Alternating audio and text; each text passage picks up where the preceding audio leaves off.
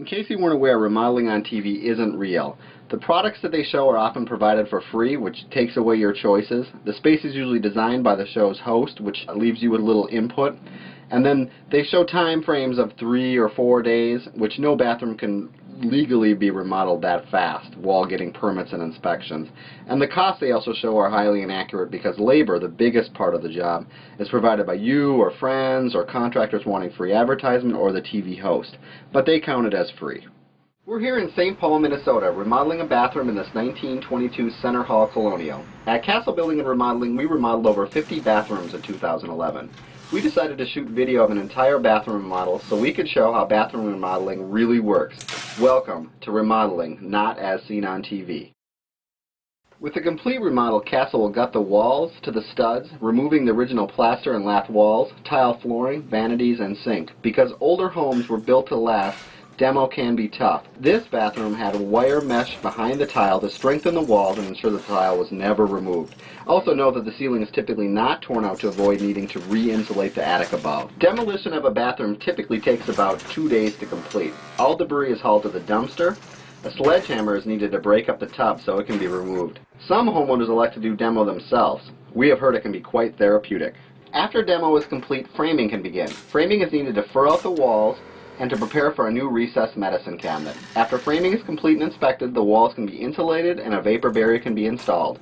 Day 4 uncovered somewhat of a surprise. Lead waste piping was discovered under the bathtub and the city requires that it be replaced. Day 5 through 7 of this project involved replumbing the bathroom to modern building codes and completing plumbing rough-in inspections. On this project, a radiator was removed and replaced with a cast iron low-profile baseboard radiator that allowed the toilet rough-in location to move about 5 inches towards the outside wall and allow for a full-size sink.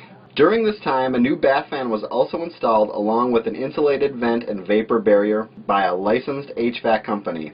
This also required a separate inspection. After the plumber and HVAC contractors are complete, the electrical rough-in can begin. All electric was brought up to code and inspected. This included installing new electric in-floor heat with a programmable thermostat. A self-leveling floor was installed to encapsulate the fragile electric floor heat.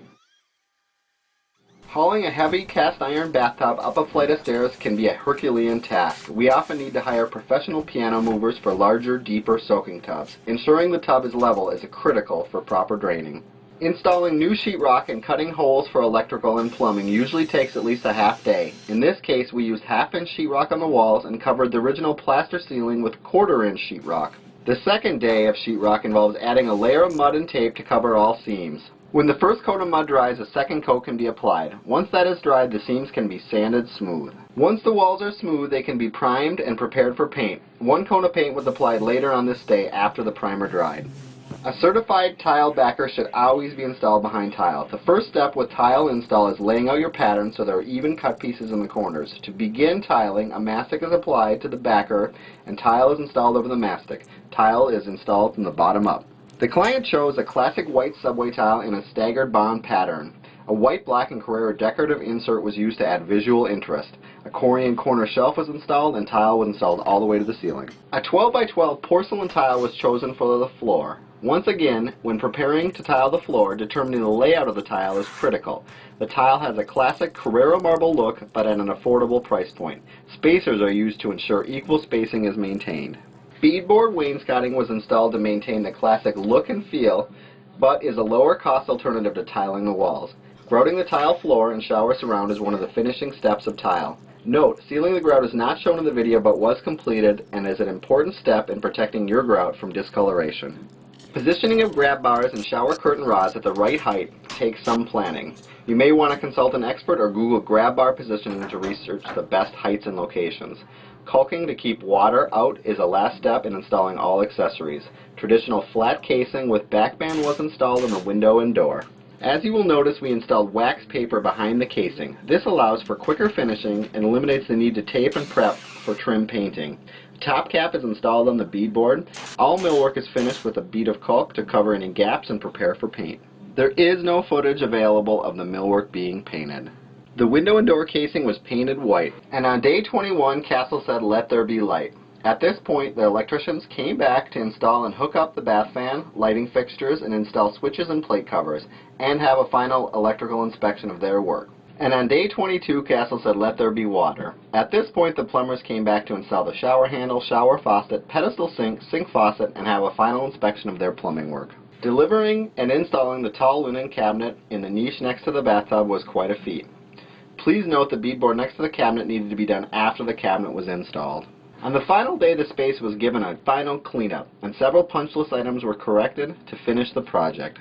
Voila! Here are some after pictures of this gorgeous bathroom remodel. It might not have been done in 3 days like on TV, but it was done right and should look good and last another 60 years. To recap, remodeling on TV isn't real. When you choose to remodel with a professional, you'll get a design that fits your style and creates a functional space. You get a designer assisting you in the design process and with all selections.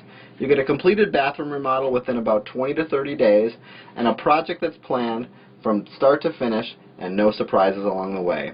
Hopefully you'll end up with a space that you love for many years to come, and a warranty from a reputable company that will stand behind their work. We have a team of designers and project managers who are experts in bathroom remodeling. We complete remodeling projects within a 35-mile radius of our 3 convenient showroom locations in Minneapolis and St. Paul, Minnesota.